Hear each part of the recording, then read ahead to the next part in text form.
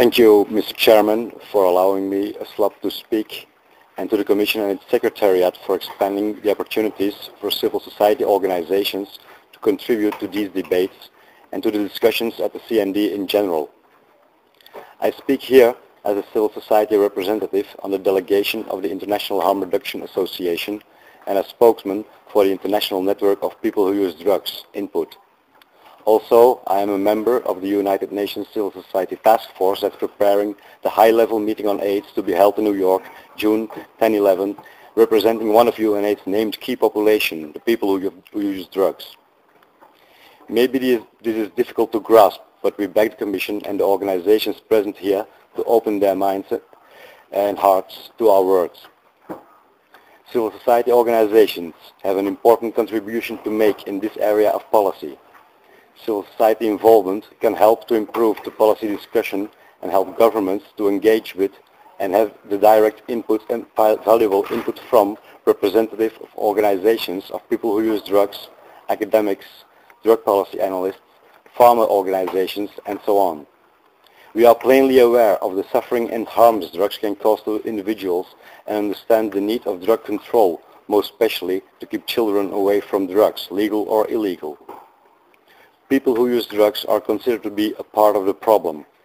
People who use drugs themselves are the most affected by the policies on drugs. Let us be part of the solution. In his speech on Monday, Mr. Costa talked about a stabilization of the world drug problem at around 200 million users. We at INPUD do not now know how accurate this figure is or whether it is increasing or decreasing.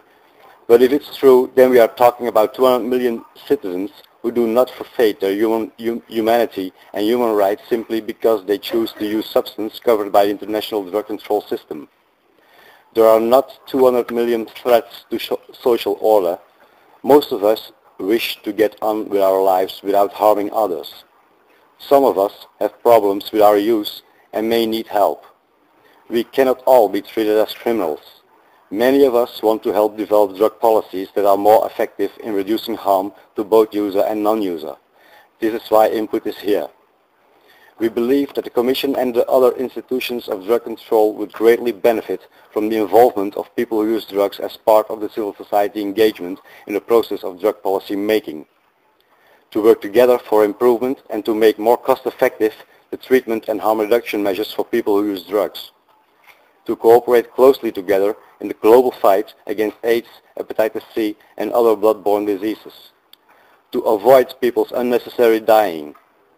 To avoid the unnecessary but socially harmful and expensive incarceration of people just because of the consumption of drugs that are considered to be illegal.